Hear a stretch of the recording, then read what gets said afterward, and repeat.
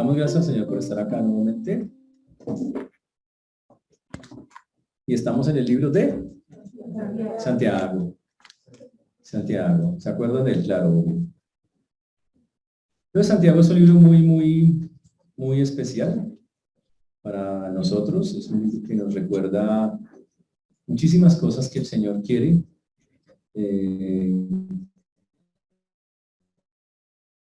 En nuestras vidas es algo importante. Es un libro práctico porque nos enseña qué hacer realmente en ciertas circunstancias. Y nos lo hace ver de maneras puntuales y nos dice esto es lo que quiero que hagan, esta es la forma de hacer las cosas. Y es supremamente práctico y honesto.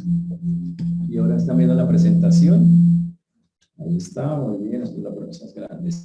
Ahí está. Recuerden que hemos visto hasta ahora lo que hemos visto del libro de Santiago. Santiago es un siervo de Dios, hermano de Jesús, conforme lo dice el texto, eso es lo que hemos visto. Y Santiago nos llama a considerar las pruebas como un motivo de alegría en el momento de enfrentarlas. Hicimos la aclaración que no es un asunto de que estoy feliz mientras me está pasando algo doloroso, sino que a pesar de que me pasan cosas dolorosas, yo no dejo de gozarme en el resto, la mayoría de la vida que tengo con Dios, que está llena de cosas buenas. Esa es la diferencia. Pero no es que, ay, si estoy en una, llorando, no puedo llorar, obvio que sí, puede llorar cuando sea necesario hacerlo, pero no puede olvidar todo el resto de cosas que Dios tiene alrededor y que son tan increíbles y que deberían mantener que a pesar de la aflicción sigo gozoso, sigo tranquilo, sigo con gozo en las cosas de Dios. La otra cosa que vimos también es que las pruebas buscan llevarme a algo que se llama integridad. Paso por muchas cosas, es como Dios formándonos para que lleguemos un día a ser íntegros, completos. Perfectos no, porque nadie lo es, solo el Señor, pero nosotros sí que nosotros sigamos creciendo en ello. Que si alguno tiene falta de sabiduría, dice la Biblia, pídala a Dios, el cual da abundantemente. Esa es la parte interesante. Cuando algo nos queda grande, que son muchas cosas, lo que el Señor dice es, hable conmigo. No le voy a reprochar, no le voy a decir, pero es que usted sí es, ¿no? Dice que dará abundantemente y sin reproche. Esa pieza que nos falta solo nos la puede colocar Dios, literalmente. Nadie más sino solo el Señor. Muy bien. Después empezamos a hablar de la tentación. Dice que cuando, obviamente, antes de eso, me pasé, se saltó este muchacho. Aquí está. También que hay algo que nos mata que se llama la duda. A veces Satanás, no vamos a decir el enemigo o cosas así, nosotros mismos o influencias externas, incluyendo satánicas, tratan de que dudemos en nuestro corazón de que podemos sacar adelante las cosas. La duda es una de las herramientas que siempre será utilizada por Satanás para hacernos creer que es imposible salir de ciertos huecos o de ciertas vainas donde nos metamos. Pero la Biblia dice claramente que si tenemos dudas, así es muy complicado, porque nos volvemos inconstantes en todos nuestros caminos, va a afectar todas nuestras cosas, que debemos tener confianza, y obviamente no está hablando de unas mega confianza, ni siquiera es gigante. Si tuviéramos fe o confianza en Dios como un grano de mostaza, cogiéramos una montaña y le diríamos que se echara al río, al mar, y se iría. Entonces ni siquiera está pidiendo todo eso, está pidiendo una confianza en lo que leemos, en lo que decimos, a pesar de lo que sintamos, porque esa es la vaina. Los sentimientos dicen una cosa, pero el Señor dice en su palabra otra, ¿con cuál me voy a quedar? Y Él habla de esa confianza en lo que Él dice, a pesar de lo que pueda estar viviendo o sintiendo. Que tenemos que gloriarse, habla de que tanto el rico como el pobre sufren pruebas, y que cada uno de ellos, obviamente, no es un asunto de tener una condición social, todos de alguna manera tenemos que al final gloriarnos en el Señor, que es lo único que al final va a perdurar, que fue lo que estuvimos viendo casi la semana pasada. También que la prueba, constancia, produce integridad y glorifica a Dios, que esa es la otra cosa que vimos. El Señor busca que a través de todas esas cosas que no podemos evitar, van a llegar a nuestra vida, nosotros crezcamos. La función de una prueba no es echarnos a la pena. La función de una prueba es, bueno, saquémosla adelante. Que hay que aprender, Señor, con todo lo doloroso que cualquier prueba puede ser. Ahora, en ese tema también estuvimos hablando de la tentación, que esperaban que la diapositiva pase, señores, ahí está. Que siempre, que si viene de parte de Dios. Dice, pero ¿de dónde vino eso? Dios dice, yo no me metí en eso. Nunca. Dios no tienta a nadie. Ni puede ser tentado, ni tienta a nadie. La verdad es algo que, como dijimos la vez pasada, tiene que ver con nuestros propios deseos. En la Biblia, el culpable principal somos nosotros mismos, quienes tenemos deseos, concupiscencias, se llaman esas cosas, que están guardadas ahí, que tal vez no sabíamos que estaban y que se despiertan en algún momento o en muchos momentos de la vida. Y cuando están allá, usted siente que toman el control, dice, es que es por culpa de, y la Biblia dice, no, no es por culpa de, realmente esa concupiscencia directa y completamente estaba ahí en mi corazón, solo que ahora salió a flote. Ese es el punto. Por ejemplo, hay gente que le gusta ese equipo rojito, ¿sí? O sea, no tenían ni idea. Y un día, vieron esa maravilla, se fueron detrás de eso. Ellos ni tenían ni idea de esas. ¿Qué quiere decir eso? Que no se le puede echar la culpa de las concupiscencias ni a las personas, circunstancias o cosas. Eso solo hacen barra. La Biblia, en este punto específico, dice que nuestras propias concupiscencias son las que nos llevan a eso.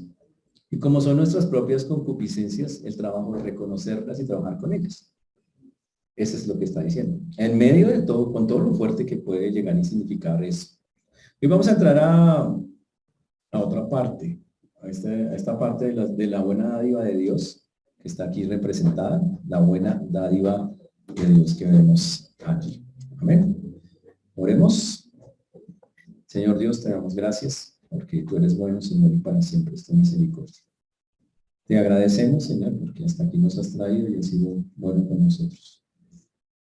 Le pedimos perdón por pensamientos, palabras, acciones que no te han glorificado, Señor, y te rogamos que nos ayudes, que nos guíes, que nos des sabiduría como nos enseñas en este libro, en todas aquellas cosas que aún nos faltan.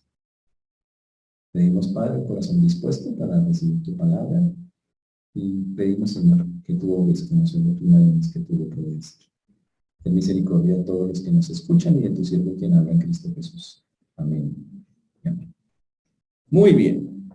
Cuando estamos ya en el libro, ya pueden abrir sus libros, Santiago capítulo 1.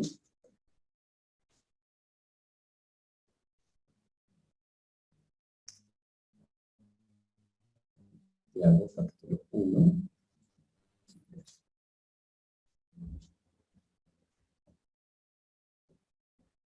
Muy bien, vamos estamos en el versículo 13, 14, que dice, sino que cada uno es tentado cuando de su propia concupiscencia es atraído y seducido. Pues la Biblia realmente recalca que el problema somos nosotros mismos. Obviamente la solución está en Dios, pero el problema somos nosotros. Por eso dice, entonces la concupiscencia es que después que ha concebido a luz el pecado, y el pecado siendo consumado a luz muerte, habla específicamente en términos de personas sin Cristo, que obviamente no tienen esperanza de salir de esa muerte eterna que provoca este tipo de cosas. Para terminar el texto, él usa el versículo 16 para enfatizar que nada malo proviene de Dios, nada. Por eso dice, amados hermanos míos, no erréis, toda buena dádiva y todo don perfecto desciende de lo alto, del Padre de las luces, en el cual no hay mudanza ni sombra de variación. Él de su voluntad nos hizo nacer por la palabra de verdad para que seamos primicias de sus criaturas. Pero él aclara, toda buena dádiva proviene de Dios. Dádiva es una palabra que significa regalo. Todo buen regalo, por eso la diapositiva estaba de regalos cayendo y empecemos por preguntarnos cuántos recibimos cada día. Y lo que dice el texto es que lo que viene de Dios no es pecado, sino que toda buena dádiva y todo don perfecto provienen de Él. Que no hay nada malo que pueda salir de Él porque Él es totalmente recto y justo. Que toda responsabilidad de todo lo bueno que le pasa en la vida es de Dios. Y que si tiene un don, una capacidad, es porque Dios se la da y que hay que darle a Él toda la gloria y toda la honra, porque eso ha descendido de lo alto, es un regalo que el Señor da. En este texto, el Señor es llamado el Padre de las Luces, que básicamente es una palabra, un vocabulario judío que está hablando o aludiendo a que Él es el creador, el dador de la luz, el que le inició esas cosas. Y es obviamente esa fuente de luz inagotable. Mientras todas las fuentes de luz se agotan, se acaban, usted tiene que cambiar los bombillos y tiene que cambiar un montón de cosas, esta fuente de luz nunca cambia. Por eso el texto dice acá, en el cual no hay mudanza ni sombra de variación. Sigue inmutable, es algo, la Biblia lo dice en otros textos, por ejemplo, cuando dice yo Jehová no cambio, como dice Malaquías 3:6, Dios es luz, no hay ninguna tinieblas en él, que es primera de Juan 1:5, y él es el mismo, ayer, hoy, por los siglos, como dice Hebreos 13:8. Todas y cada una de ellas dicen, Dios es inmutable, lo bueno proviene de Dios, por lo tanto no atribuyamos algo malo a eso. Ahora recuerden, alguien dice, estoy pasando por una prueba, Dios me está pasando por algo malo. No, Dios no te está pasando por algo malo. Dios no es en eso, nunca es eso. Ni hay mala intención en él. Por eso la Biblia aclara nuestras propias concupiscencias, cosas que están porque están en la carne todavía, que salen, que brotan y que tratan de tomar control de nuestras vidas. Ahora, ¿cómo se salga eso? Pues luchando con eso, diciéndole, entendiendo claramente, Señor, no eres tú, soy yo. Necesito ayuda en esto. Y por eso decía acá que a pesar de que estamos sufriendo cosas gozosos en las tribulaciones, teniendo sumo gozo en medio de cualquier cosa que pasemos. Y es aprender a que tenemos un montón de cosas buenísimas que están pasando en nuestras vidas y que esas cosas malas, porque efectivamente pasan, son cosas que el Señor nos pone enfrente para trabajar, pero para confiar en Él. Hay que seguir con la confianza. Recibimos como hijos de Dios de forma abundante, muy abundante, continua, las bendiciones más grandes y valiosas. ¿Puede usted hacer una lista de bendiciones que Dios ha traído a su vida? Firulais, no. No, o sea, no van a traer eso. No, de gente, personas, ¿sí? Seguramente dice que es una bendición tener a esta persona en mi vida, es una bendición tener esto, el Señor me ha dado esto. En los tiempos antiguos, las personas estaban muy contentas teniendo sustento y abrigo. Eso era fantástico en esa época. Y sustento era tener 3 comidas al día, y abrigo era tener donde dormir. Ese tan conformistas, dirán ustedes. No, no era conformismo. Las condiciones de vida de épocas antiguas eran bravas, eran fuertísimas. Y tener eso era algo que ellos agradecían infinitamente. Por eso, teniendo hoy en día, deberíamos aprender a mirar como parte del trabajo contra esas cosas que pueden estar atormentando la vida, la cantidad de bendiciones que tengo a mi alrededor. Ahora, si eso es así, lo que el texto está diciendo para terminar el trabajo de la tentación del cual estuvimos hablando es, somos nosotros mismos. Ahora, la pregunta es, ¿entonces no hay salida a esas cosas? Y entonces el Señor nos recuerda algo interesante en el versículo número 18 que vamos a estar enfatizando. Dice, Él de su voluntad nos hizo nacer por la palabra de verdad para que seamos primicias de sus criaturas. Dios, señores, no es responsable ni directa ni indirectamente de nuestras tentaciones. Dios no es responsable de nuestros pecados, obviamente, es claro eso. Nada que ver con eso. La responsabilidad recae completamente en nosotros. Ahora, ¿cuál es la diferencia entonces de ser un cristiano? Si yo soy un creyente, ¿por qué todavía eso sigue pasando en mi vida? ¿Por qué sigo siendo tentado? ¿Por qué sigo cayendo en cosas? ¿Cuál es el asunto? ¿Cuál es la vaina? ¿Es que no soy creyente? Claro que sí. El Señor ha hecho una obra increíble y aquí nos recuerda eso. Y por eso Santiago añade acá la solución. Una persona, cualquier persona en el mundo que reciba a Cristo, recibir a Cristo implica un cambio de naturaleza. La vida en el Señor Jesucristo o llegar a Cristo es la transformación del alma del ser humano. Es la transformación de su naturaleza pecaminosa a una naturaleza santa. El problema es que en medio de esa naturaleza santa que ahora tenemos, que el Señor le ha dado a todos los que creen en Él, habita una carne pecaminosa, un cuerpo, esto. Ahora, no le va a echar la culpa a la carne por culpa de... Ahora, vamos a entenderlo como la Biblia lo entiende y como Pablo lo dijo. Pablo dijo, miserable de mí, ¿quién me librará de este cuerpo de muerte? Él sentía que su carne era un estorbo para estar espiritualmente bien con Dios. Porque él sentía como su carne se oponía a lo que su naturaleza nueva quería. Él quería estar con Dios, quería estar bien, pero él sentía, me gustan los helados de chocolate, con el M&M encima, sí, y arequipe, o sea, es complicado. Él sentía que había cosas que a pesar de que quería agradar a Dios, sentía una fuerza, quizás que el pecado es una fuerza, que trataba en ciertos momentos de controlar su vida. ¿Cuál es la diferencia entre un no creyente y un creyente? Un no creyente no tiene una herramienta para parar eso. Puede que un no creyente diga, no, eso está mal, no aguanta, no se puede. Yo sí no quisiera hacer eso, pero fácilmente puede ser llevado por eso. Un creyente siente exactamente lo mismo. La diferencia es que él sí tiene cómo atacarlo, cómo quitarlo, cómo trabajarlo, o por lo menos cómo mantenerlo en cierta raya o en cierta luz. Esa es la diferencia. Ahora, pero los dos sienten exactamente lo mismo. La tentación es la tentación. Ahora, por eso Santiago hace el énfasis de que recordemos quiénes somos en Cristo. Porque el cristiano tiende a olvidar que como cristiano tiene un poder para vencer lo que lo atormenta. Hay que lucharlo. Como les decía esta mañana a los jóvenes adultos, cuando llegamos al Señor, usted cuando llegó al Señor, ¿cuántos pecados tenía? Miremos caras. Uy, no, tenaz. Pero bueno, digamos que hubiera 1.000.000 de pecados.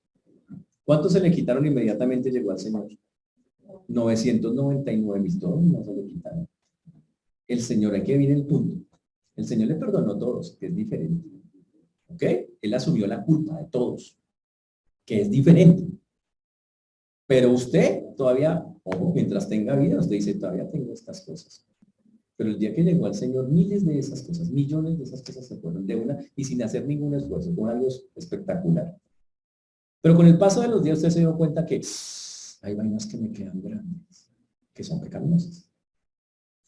Y es más, cosas que usted ni pensó que podrían ser algo para su vida. O sea, digo, pero en mi vida yo hubiera imaginado que eso podía ser algo que me hiciera tropezar o caer en los caminos de Dios. Esas cosas pasan. Y eso pasa. Por eso él decía, somos atraídos por nuestras propias concupiscencias y a veces esas concupiscencias están ocultas allá adentro. Y solo salen cuando nos enfrentamos a ciertas cosas y uno se da cuenta y dice, oiga, a mí me gusta eso. Es increíble, no tenía ni idea que me llamaba la atención o que había, uy. Y ese es el asunto. Entonces, Santiago dice, tranquilo, aprenda que eso es normal, sentir que hay cosas que... Ahora, ahora el punto es, ¿qué vas a hacer con ellos? Santiago nos recuerda, somos creyentes. Tenemos cosas que otros no tienen. Tenemos una ventaja para poder trabajar contra eso. Y básicamente es lo que él está diciendo. Por eso siempre decimos que cuando uno quiere cambiar cosas con Dios, Él trabaja con procesos, con nosotros. Un ejemplo que damos en autoconfrontación es, si yo le digo, Señor, yo quiero un pastel. De pronto del cielo me cae una estufa, me cae un horno, me cae un molde, me cae harina, leche, me dice, hágalo, ahí está todo, hágalo. Tú puedes hacerlo. Lo mismo pasa con el pecado, Señor, quiero salir de esto. El Señor no hace así, uy, ya se le quitó. No, le dice, aquí está la receta de la santidad. Y entonces empieza, métale esto, ahora póngale esto, haga esto. Y cuando mantiene esas cosas y lo mantienes en el tiempo que necesario, puedes hacer eso, lograrlo. Funciona exactamente igual. Cuando una persona está separada del Señor, wow, no hay esperanza de esas cosas. No puede cambiarse, no puede regenerarse, que es la palabra que normalmente se utiliza. Cuando Jesús vino, dice la Biblia que la luz vino al mundo y los hombres amaron más las tinieblas que la luz, porque sus obras eran malas, porque todo aquel que hace lo malo aborrece la luz y no viene a la luz para que sus obras sean reprendidas. La Biblia dice que el Señor nos dio vida cuando estábamos muertos en nuestros delitos y pecados, mostrando que la condición antes de Cristo era una condición de constantes, o habla de constantes, delitos y pecados, que muchas veces ni nos dábamos cuenta porque ni conciencia de pecado había. Decían, yo no era tan malo, yo no mataba, yo no robaba, pero hacíamos un montón de cosas que no eran agradables al Señor. Antes de las salvaciones, nuestra conducta estaba siguiendo el sistema del mundo. Y, ojo, nuestra naturaleza pecaminosa respondía así. Ay, sí, me gusta eso. Pum, y se metía de una cosa así funciona antes de estar en Cristo. Por eso el Señor nos ofreció una solución. La solución es, quiero cambiarles el corazón. Quiero cambiarles la vida, renovarlos completamente. Porque sin santidad nadie verá al Señor. Tengo que cambiarles esa naturaleza hacia el pecado y las cosas. Y es cuando aparece la salvación. Por eso Santiago, diciendo en medio de las pruebas y diciendo que nosotros podemos vencerlas, nos recuerda por qué podemos hacerlo. Y el recuerdo es porque somos salvos. ¿Cómo somos salvos? Y él hace aquí una alusión. ¿Cómo fue la salvación? Él dice, él de su voluntad, significa por la soberana voluntad de Dios, él nos limpió, nos concedió perdón, nos dio una vida nueva, una naturaleza nueva dentro de cada persona que confía en Jesucristo. Y fuera de eso colocó su espíritu. Eso lo hizo el Señor. ¿Por qué? Porque quiso hacerlo por su soberanía, por su voluntad. Él dijo, así es, así quiero que sea. Uy, chévere. Como dice Ezequiel, quitaré de vuestra carne el corazón de piedra y os daré un corazón de carne. De su voluntad. Es algo que Dios determinó, quiso que fuera así. Si no, yo quiero salvarlos. Es algo que es su deseo. No puede ocurrir esto si Dios no hubiera querido hacerlo. Dios podría haber cogido a todo el mundo y achicharrarlo y decir, esto salió, esta gente sí. Pero no quiso, eso es un asunto, un acto de amor. Por amor, el Señor quiso hacerlo con cada uno de nosotros. Hay un versículo muy interesante en Jeremías 13:23. Jeremías 13:23.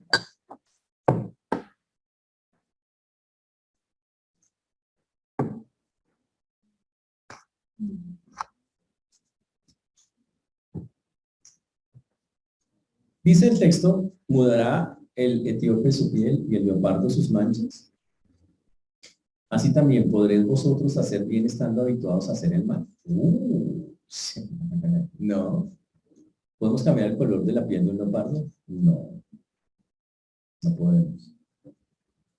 ¿Cómo vamos a cambiar nuestro hábito hacia el mal? Y entonces aparece la salvación. Menos mal que la salvación es por gracia. Pero aparece. Y ese es el punto. Por eso hay que poner a un lado, cuando llegamos al Señor, Él perdonó todos nuestros pecados, diciendo que asume la culpa y todo lo que se tocaba pagar por esos pecados, Él lo asume. Pero estaba hablando de que mientras tengamos carne, todavía hay pecados ahí que están en nuestra vida, que van a producir una deuda con Dios, una culpa con Dios, y por eso Él paga por esas cosas, por todo lo que nosotros hacemos. Esa es la forma de mirar ese asunto. Ahora, el hombre natural, una persona sin Dios, no percibe las cosas que son del Espíritu de Dios, porque para él son locura y no las pueden entender porque se han de discernir espiritualmente, como dice 1 Corintios 2:14. Pero la Biblia tiene un versículo que aclara cómo fue que ocurrió eso de que por su voluntad quiso hacer esto. En Efesios 2:4, dice, y es súper espectacular el versículo, porque dice, por su gran amor, no el amor, es su gran amor, con que nos amó, aun estando nosotros muertos en pecados, nos dio vida juntamente con Cristo.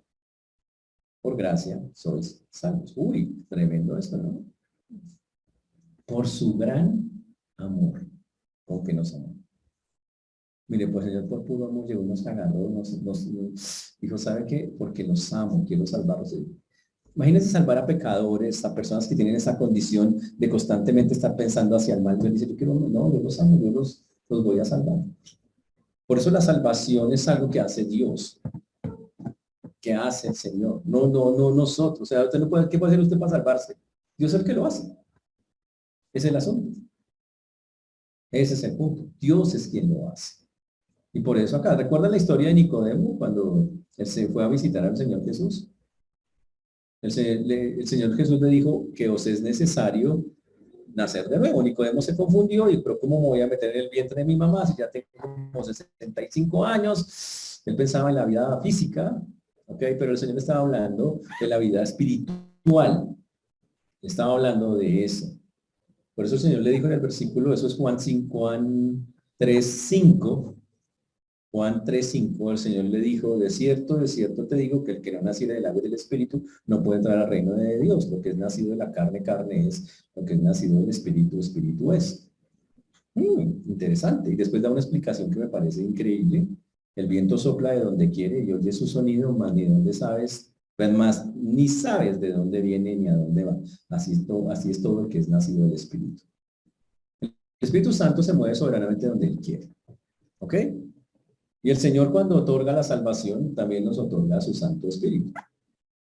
Y lo que está diciendo el texto es que Él produce un cambio increíble hacia algo que se llama una nueva naturaleza. Ahora, la pregunta lo explica de una manera muy chévere. Dice, miren el viento. Si yo le dijera, ¿por dónde por dónde el viento entró a su nariz? Usted dice, ¿pero está el viento? Sí, sí está. ¿Por dónde entró? No sé. Venía así, no tengo ni idea, pero que está, por eso lo respiro. Dice, así es el nuevo nacimiento. Una persona, cuando entrega su vida al Señor, puede que no entienda, no sabe por qué lado fue que pasó, pero pasó. Y lo puede percibir, porque el Espíritu de Dios le permite que ese sea. Pero lo que hay que recordar acá es que eso es un acto de amor de Dios. Un acto que buscaba cambiarle la naturaleza a la persona. Ahora, ¿cambió nuestra naturaleza? Claro. Ahora queremos agradar a Dios. Pero el problema es que estamos en la carne. Entonces, como estamos en la carne pelea. La carne no quiere agradar a Dios. Cuando digo la carne, no digo no que sería. No, nada de esas cosas, ¿verdad? Morcilla. Entonces, no. Estamos hablando de que la carne, esto que tenemos, que está aquí con nosotros, no está redimida. La carne no es redimida, no sufre redención. La va a sufrir más adelante. Un día el Señor nos va a cambiar esta carne por un cuerpo glorificado. Esto todavía no se ha redimido. Entonces, como no se ha redimido, la carne tiene vida propia. El pecado trata de tomar los miembros de la carne para que nosotros pequemos. Esa es la forma en que se explica el pecado.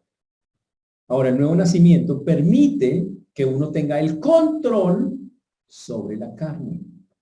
Si hago o cumplo ciertas condiciones que la Biblia me pide.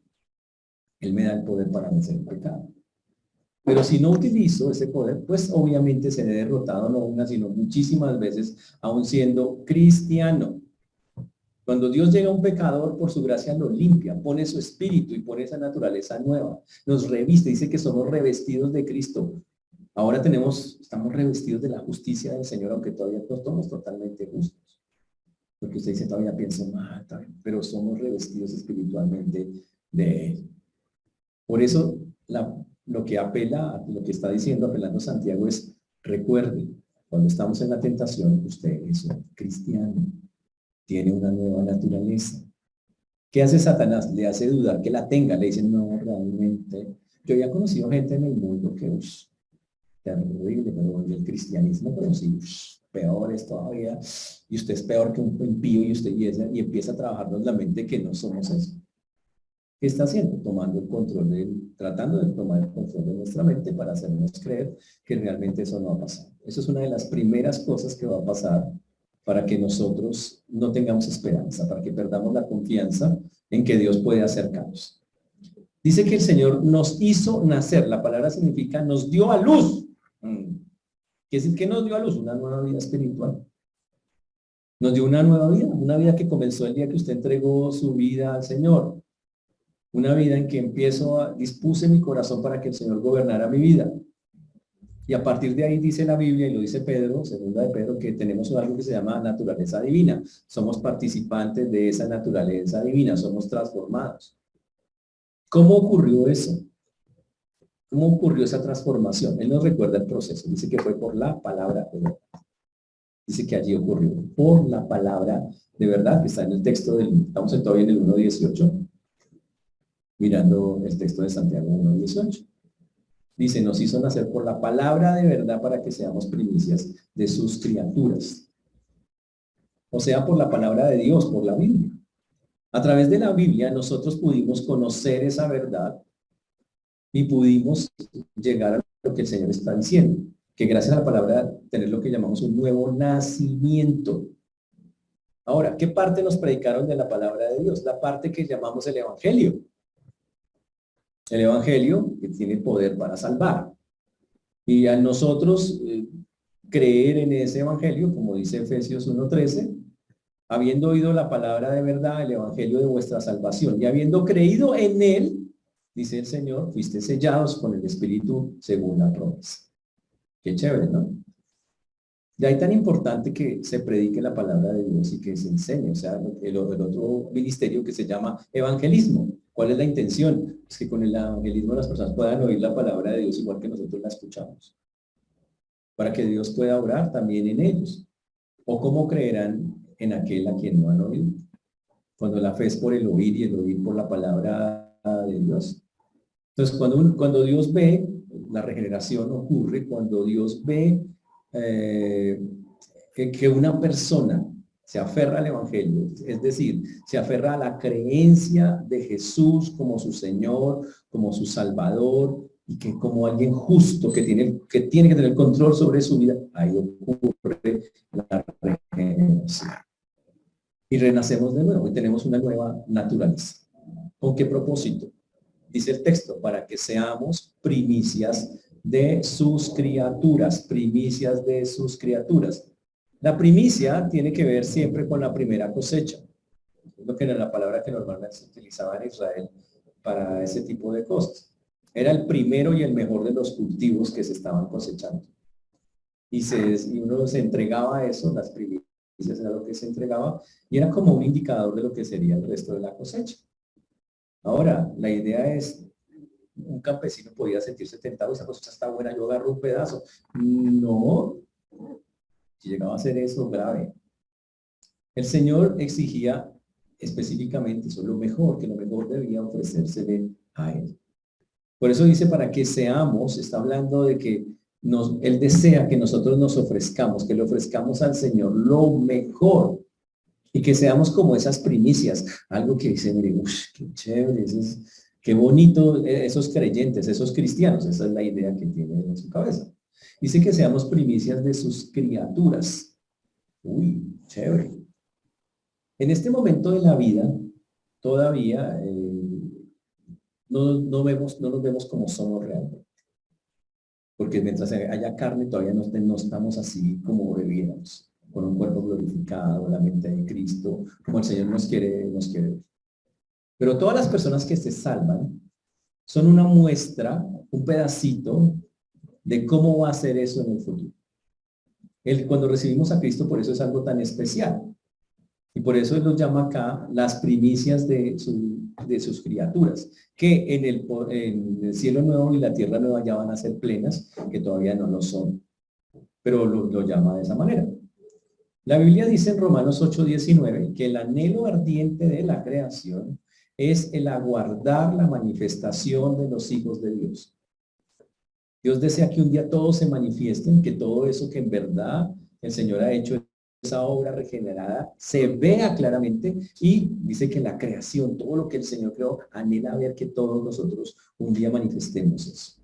Pero mientras llega ese momento, Santiago nos recuerda, estamos en un mundo, tenemos que pelear contra lo que hay dentro de nosotros. Pero esa pelea, sépanla pelear. Y la primera cosa que sienta Santiago como base es, nunca olvide, usted es un cristiano, independiente que las voces del mundo, usted ni cristiano será, porque a veces cuando pecamos eso es lo primero que le dicen a usted ni siquiera será salvo. Esa es la primera vaina que le van a echar. Ni las voces acá. Pero es que en verdad usted sí, pero metió las patitas, pero con sentimiento. No escuche eso. ¿Qué es lo que vale delante de Dios? Lo que usted hizo un día, usted entregó su vida al Señor. Confíe en esa decisión. Dice, no, pero es que después la embarré, después, pues obvio que después la vamos a embarrar. Chévere sería la vida cristiana que uno llegara al Señor y nunca fallar, sería fantástico, me encantaría, o sea, sería súper, pero no es así. Los pecados que no se fueron de una, cuando llegamos al Señor se fueron un montón, los que quedaron, esa es la pelea de nosotros. Los que ni sabíamos que estaban y empezaron a salir por las concupiscencias que guardaban de nosotros, contra esos los que peleamos. Pero lo que Santiago nos asegura es, primero recuerden que usted es salvo, o sea, nadie le va a quitar esa condición. Usted ya es un hijo de Dios, ahora lo que tiene que hacer es aprender a usar esas herramientas para sacar adelante eso, pero no deje que su corazón, su mente dude, no permita que eso ocurra. Eso es el asunto. Por eso, Él sigue dando la solución. Él da toda la solución, como le dice, ya es salvo. Esa es la primera parte de la solución contra la tentación. O contra lo que le puede atormentar, o lo que no sabía que tenía, contra la concupiscencia oculta, como lo quiera llamar. Primero, recuerde, salvo. Ya con eso usted tiene la base, y con la base tiene la... Con eso ya deberíamos tener victoria, pero para que la victoria sea real, toca usarlo como el Señor dice que hay que usarlo. Y para hacerlo, entonces, Él utiliza una frase, un versículo que ustedes se lo saben de memoria. Por esto, mis amados hermanos, todo hombre sea pronto para ver, tardo para hablar, tardo para airarse, porque la ira del hombre no obra la justicia de Dios. Y empieza Él a sentar la base del asunto. Ahora, básicamente lo que vamos a ver es cómo deberíamos responder como creyentes para salir de estas cosas. ¿Cómo responder? Y ahí es donde nosotros a veces fallamos. Y fallamos porque si está mal la base de la salvación, si dudamos de ella, ya usted dice, no, ya lo otro es más difícil. Pero señores, solo usted y el Señor lo saben. Y estoy seguro que la mayoría de nosotros, por lo menos hablo por mi caso, nacido en una iglesia netamente carismática, sin mucha explicación bíblica, solo con el Señor hablando con él, así entendiendo solo lo básico de la salvación. Increíble lo que hizo el Señor. Pero eso es algo que usted sabe, y eso es algo que está ahí, que usted nunca puede olvidar y tiene que tenerlo claro. Si eso está claro, esta parte es ya tarea, ya es más suave. El texto entonces nos dice cómo deberíamos responder como creyente. Ahora, cuando nosotros llegamos al Señor, algo que creo que fue la experiencia de muchos, la palabra de Dios se volvió algo chévere de escuchar cuando antes no lo era. Una persona antes de Cristo cogía la Biblia solo como para mirar el Apocalipsis, así para atormentarse. Uy, el Apocalipsis, para sus ticos de esos era como la política de la zona. O oír el Salmo de la casa, en el Salmo, ¿cuál era? El 91. Con la Biblia esa gordita de borde de oro, gruesísima, que vendía ese señor, así pasando en un carrito, y esa era la que, con un par de veladoras al lado. Eso es todo, ese era el cuento de antes. Y ese era mi contacto con la Biblia. Pero una vez llega la salvación, algo cambió tan drásticamente que escuchar Biblia, leerla, tenerla, se volvió, era rico. Y eso normalmente pasa a todos los creyentes, y es porque Dios ha producido un cambio para sentir algo especial por la palabra de Dios, un deseo en el corazón. Empieza como que tan chévere eso. Y no solamente eso, si somos honestos, en esos primeros semanas o meses hay un deseo por obedecerla, un deseo muy grande por obedecer la palabra de Dios. Interesante, yo siempre he pensado, increíble, había más deseo por obedecer la palabra al comienzo que ahora. Pasa el tiempo y parece que la desobediencia fuera más ganas de desobedecer. Porque al principio usted le decían salte y salto. Y lo hacía, cualquier cosa que usted, porque les dice, no, el Señor dijo tal cosa, y usted empezaba, y con ese fervor, chévere, fantástico.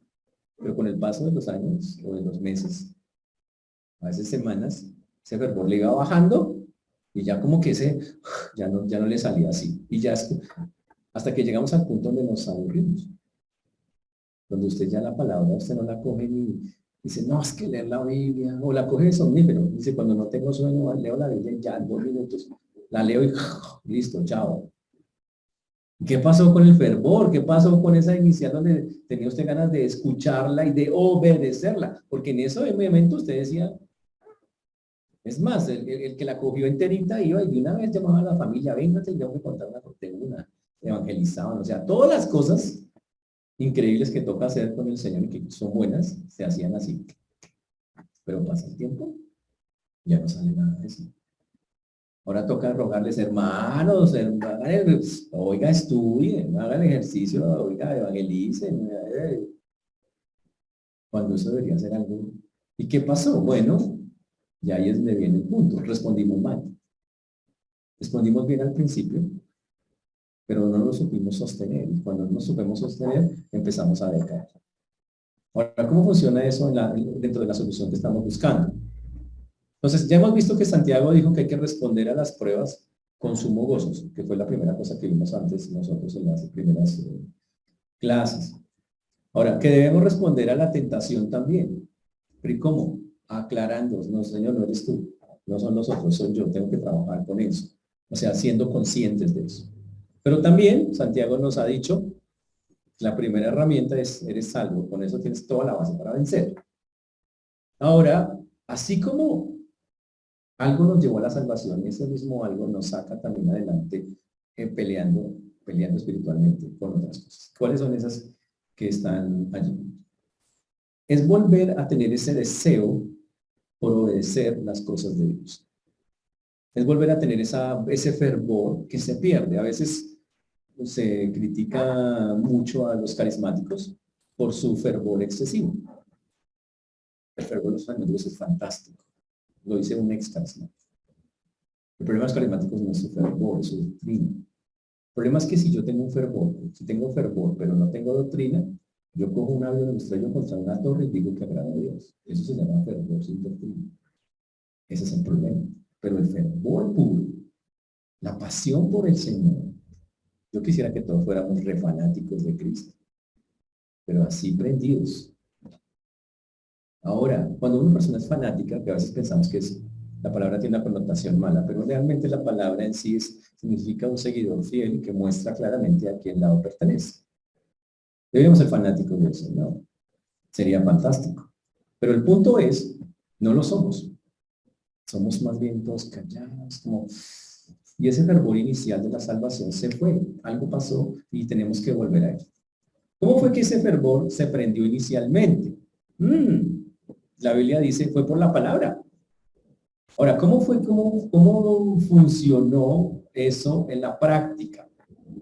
¿Cómo fue que respondimos gozosamente a la palabra? Porque usted dijo, sí, yo necesito, y le llenó de gozo, de alegría hacerlo. ¿Cómo fue que logró eso? Bueno, aquí él va a tratar de explicarlo. ¿Ok? Un creyente, cuando una persona llega, tiene un deseo genuino de conocer y obedecer la palabra de Dios. Una persona natural sin Cristo tiene el deseo natural de desobedecerlo y de tomarlo como cualquier cosa. Ese es el punto, la diferencia entre uno y otro. Señores, la creencia en la palabra de Dios y la fe en Jesucristo son inseparables. Cuando un creyente en su mente, en su corazón, recibe la verdad de Dios y se somete a ella, alcanza la salvación. Pero ojo, en ese momento cuando la alcanzamos, nosotros no entendemos un montón de cosas. Y después cuando nos ponemos a estudiarla, parece que bajar a ese nivel y no puede ser así. Él dice que el asunto funcionó de la siguiente manera. Dice, por esto, o sea, con base a todo lo que Santiago ha dicho anteriormente, ¿cómo fue que pasamos a ser criaturas nuevas? Y él aclara el proceso, diciéndolo acá. Dice que fue por la palabra de Dios, que en la Biblia se llama la palabra implantada. No es natural, no estaba en nosotros. Fue una obra de Dios que llegó, que hizo que la palabra lograra hacer algo en nosotros. Ese es el asunto. Dice, se llama la palabra de verdad, la palabra implantada es otra de las frases que se usan para eso.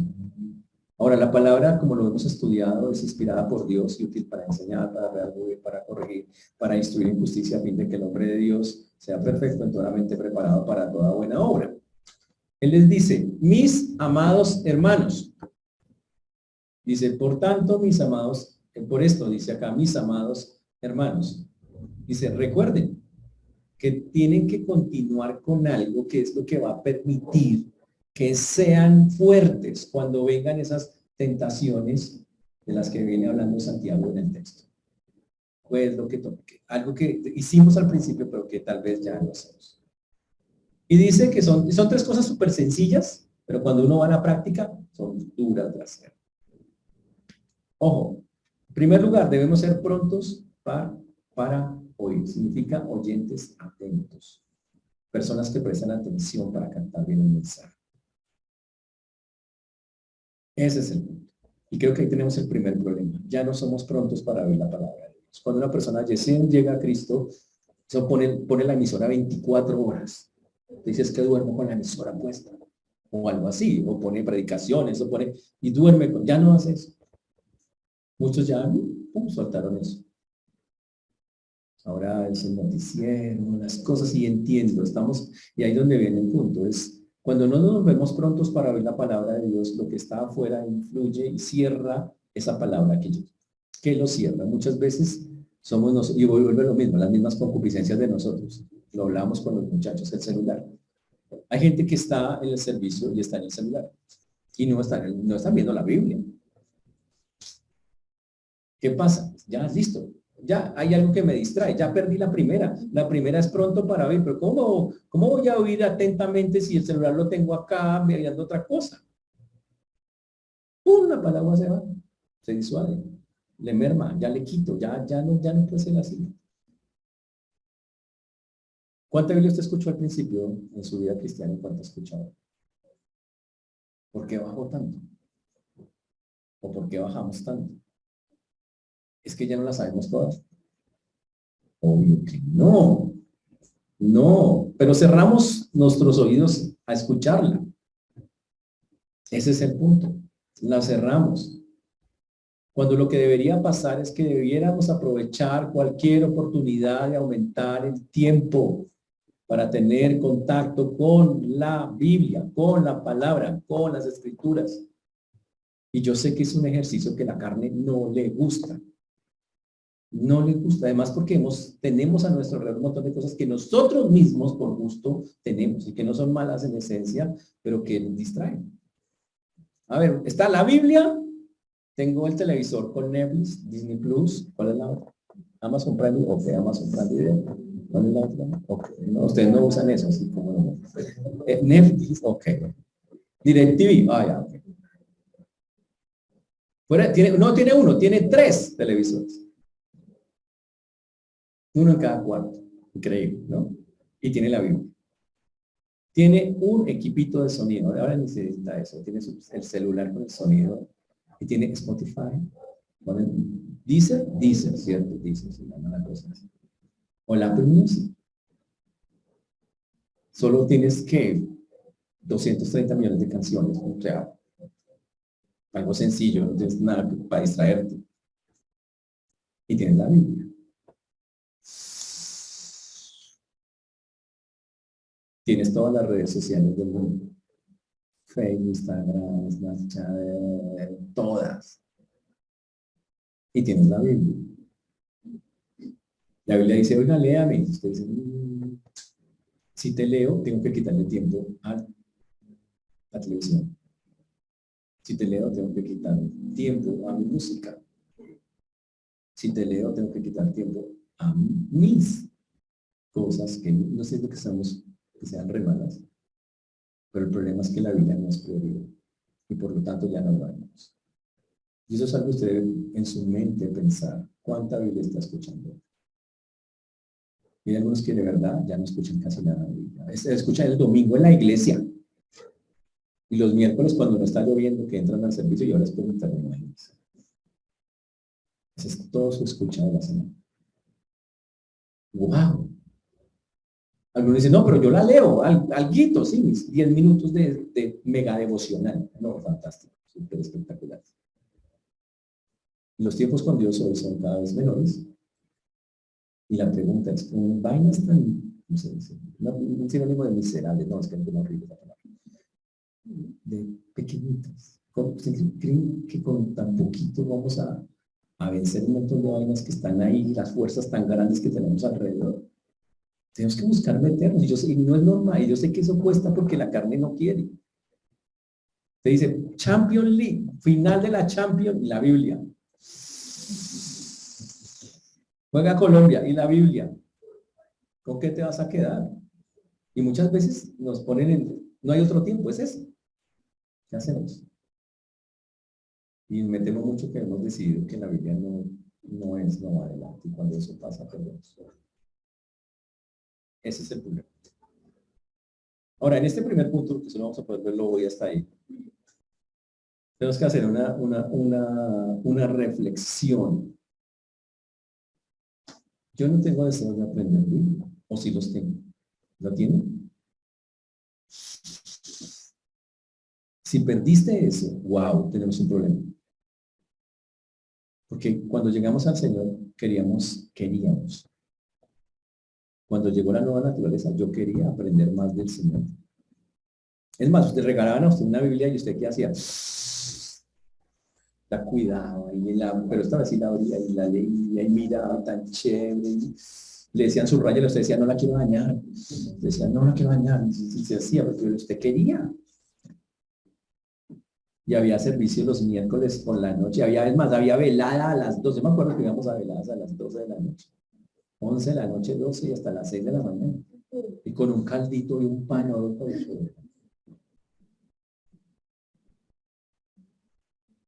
¿Y qué hacíamos? Ir. ¿Y qué hacía la gente? Orar, leer la Biblia, explicarla. ¿Era un problema? No era un problema, era quiero hacerlo. Pero en algún punto, la mayoría perdió las ganas. Perdió el deseo. Ahora, pero el problema es que no perdió el deseo solo de la Biblia. Perder el deseo de la Biblia, perdimos el deseo de Dios. Perdimos a Dios, en alguna manera. Es como andar con alguien y decir, ¿sabe que no te quiero seguir conociendo? ¿Y qué pasa con una persona? Puede pasar, pero con Dios. Pero quiero aclarar que fuimos nosotros los responsables. Nadie me puede echar la culpa. No, es que me sacó de la Biblia. ¿Qué te sacaste? ¿Cómo hago para volver? Solo en este punto. ¿Cómo hago para volver?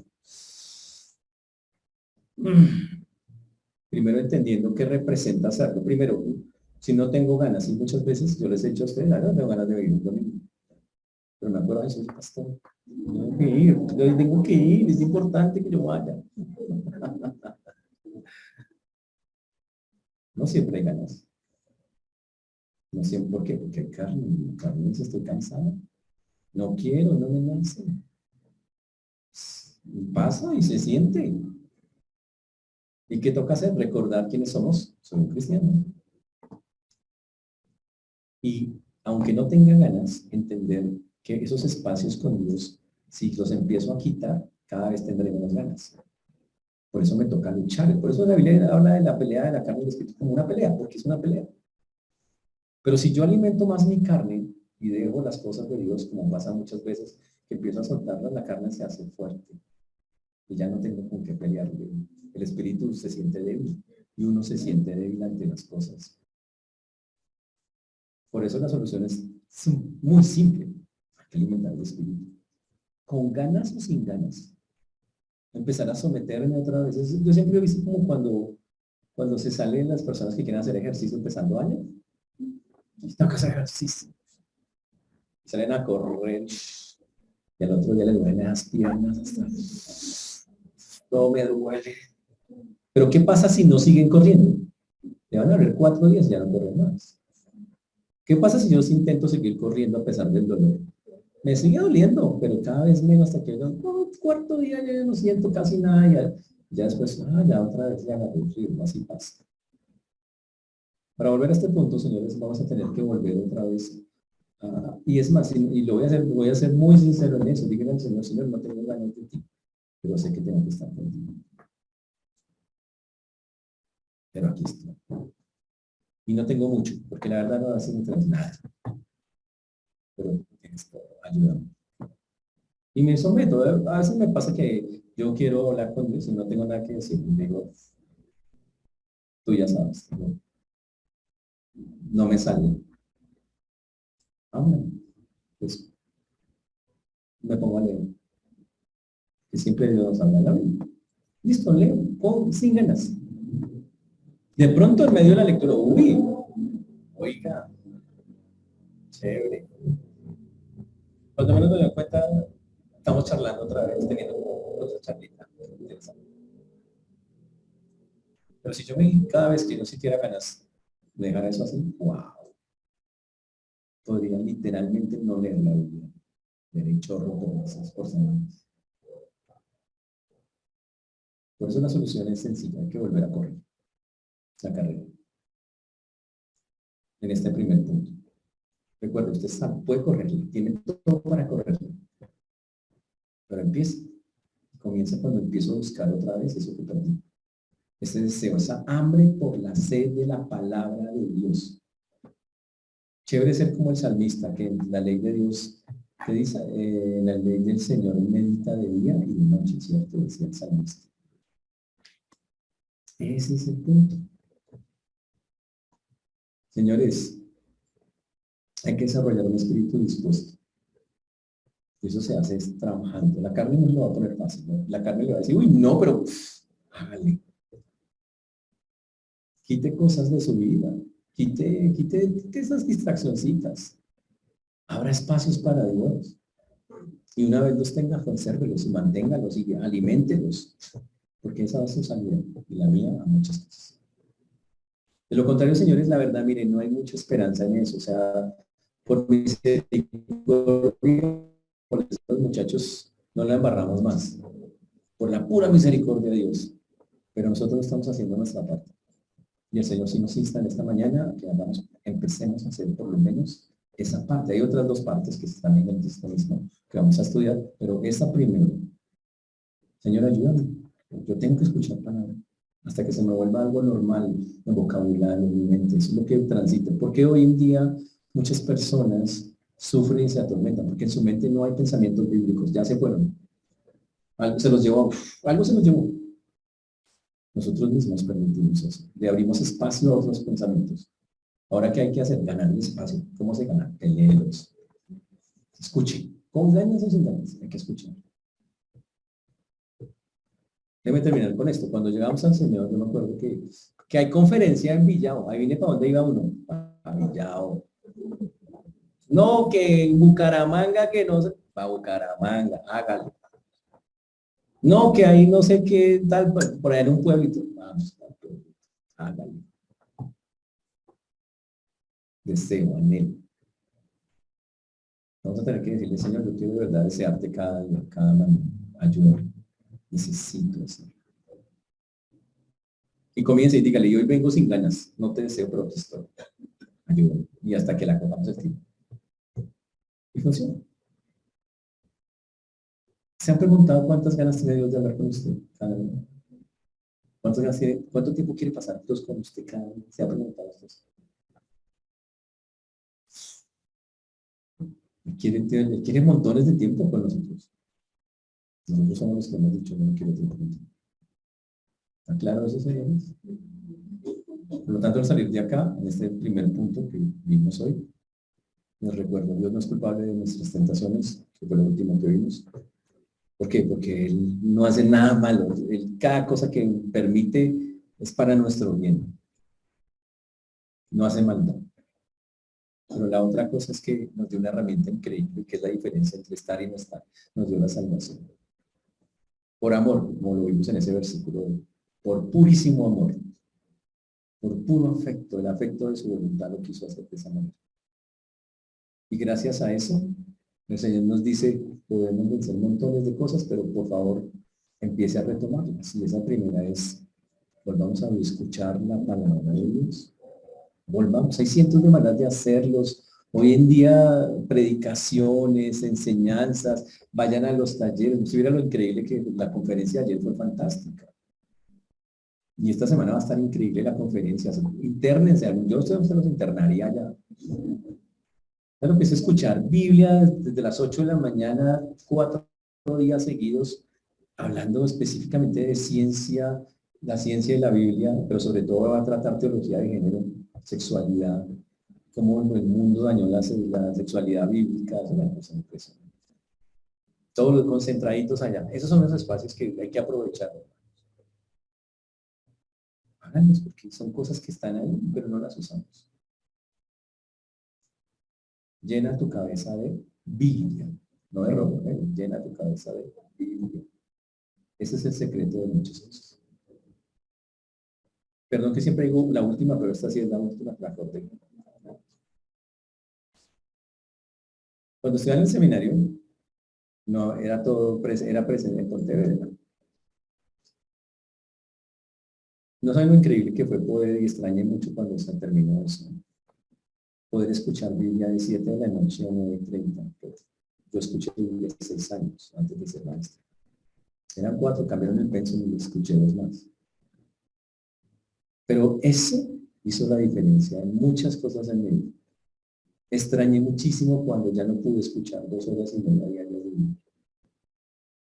Y a veces con ganas, lloviendo, sin ganas, pero iba y siempre pasaba algo, siempre había algo que decía cualquier materia, cualquier, ¿por qué? Porque es la palabra de Dios.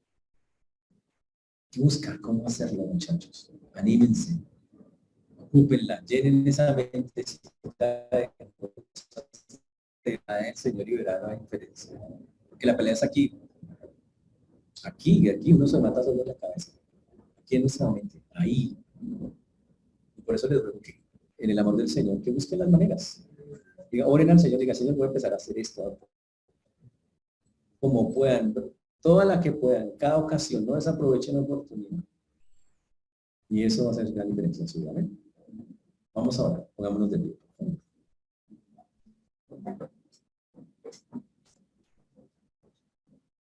Señor Dios, te damos gracias porque tú eres bueno, Señor, para siempre estés misericordia. Te agradecemos porque hasta aquí nos has traído y has sido bueno con nosotros. Te rogamos, Señor, que tú, además que tú seas quien haga y quien obre Dios en cada vida y en cada corazón. Gracias, Señor, por recordarnos que somos salvos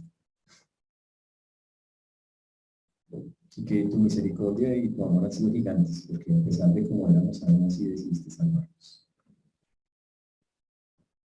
También gracias porque a pesar de que nos falta tanto, ahí estás cuidándonos, guardándonos y aún usando, Señor, las cosas que no hacemos bien para que no aprendamos cosas. Te pedimos que podamos recordar lo que hoy estamos viendo, Señor, esta verdad inicial, que para vencer tantas cosas en este mundo no solamente tenemos la salvación, sino que tenemos tu palabra que puede hacer una enorme diferencia. Lo que tú puedes hacer en nuestras vidas. Te ruego, Señor, que tú obres, que tú hagas, que nos ayudes. Perdónanos porque tal vez hay muy poco Biblia en nuestra mente hoy, porque nos faltan autores, porque nosotros mismos, por nuestras concupiscencias, nuestros deseos, nuestras cosas, o las distracciones de este mundo, no hemos querido pasar tiempo. Te rogamos que nos ayudes, no solo tú lo puedes hacer, que podamos retomar ese camino, Señor, para hacernos de verdad creyentes, fuertes, a pesar de que se enfrenten a tantas cosas que van a seguir, podamos darte la gloria que tienes. Dejamos en tus manos, Señor, que nos haga de hoy, lo hacemos en el precioso nombre de Jesús.